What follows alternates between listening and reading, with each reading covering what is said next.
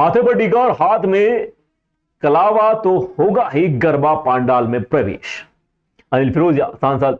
जी हां, बिल्कुल सही सुना। हिंदू धर्म व संस्कृति में नवरात्रि का पर्व शक्ति की आराधना का पर्व माना जाता है। इसमें पूरे 9 दिनों तक अखंड ज्योति जलाकर पवित्र मन से माता की विशेष पूजा आरती की जाती है। माता शक्ति का स्वरूप है, इसीलिए उन्हें प्रसन्न करने के लिए भक्तों द्वारा भक्ति के भजन और गरबों का आयोजन कर माता की आराधना की जाती है। विशेष तौर पर नवरात्रि के समय परिवार की बेटियों को माता का स्वरूप मानकर उनके चरणों की पूजा की जाती है। परंतु कुछ लोगों के द्वारा इन आयोजनों में आने का उद्देश्य ही गलत नियत से होता है। उनका उद्देश्य धर्म के प्रति आस्था नहीं बल्कि और कुछ ही होता है। पिछले कई समय से लव जिहाद के बढ़ते मामलों को ध्यान में रखते हुए नवरात्रि उत्सवों में गरबा पांडाल की सुरक्षा व्यवस्थाओं को और अधिक अलर्ट किया गया है। गरबा पांडालों में दूसरे धर्मों के लोगों को नहीं मिलेगी एंट्री। सांसद ने कहा, नियम तोड़ने पर होगी कानूनी कार्रवाई। नवरात्रि महापर्व की शुरुआत से पहले उज्जैन व आसपास के इलाकों में गरबा आयोजनों को लेकर माहौल गर्मा गया है। इस बार सुरक्षा और सख्ती के साथ में परंपरा निभाई जाएगी। इसी बीच उज्जैन आलोट के सांसद अनिल फिरोजिया ने बड़ा बयान देते हुए कहा कि गरबा पांडालों में दूसरे धर्म के लोगों को प्रवेश नहीं मिलेगा।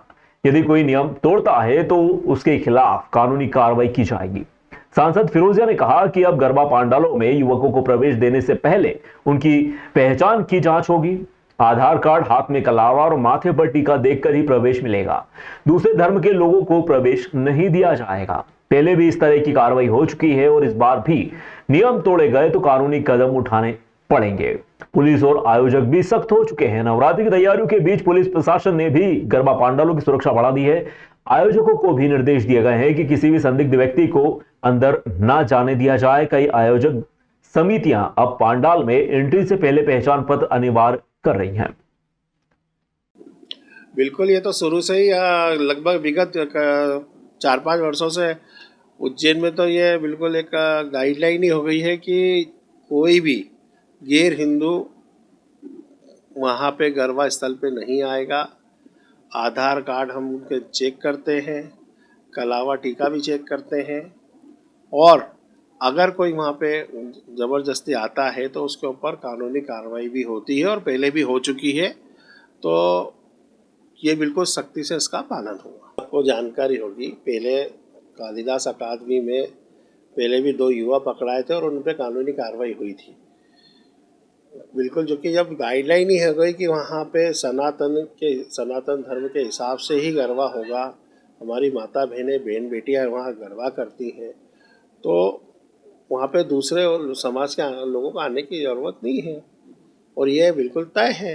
और उनका हम वो वहाँ पे गेट पे उनका हम आधार कार्ड भी चेक कर रहे हैं। हमारी मातृशक्ति माँ दुर्गा की आराधना है, उनकी उपासना है।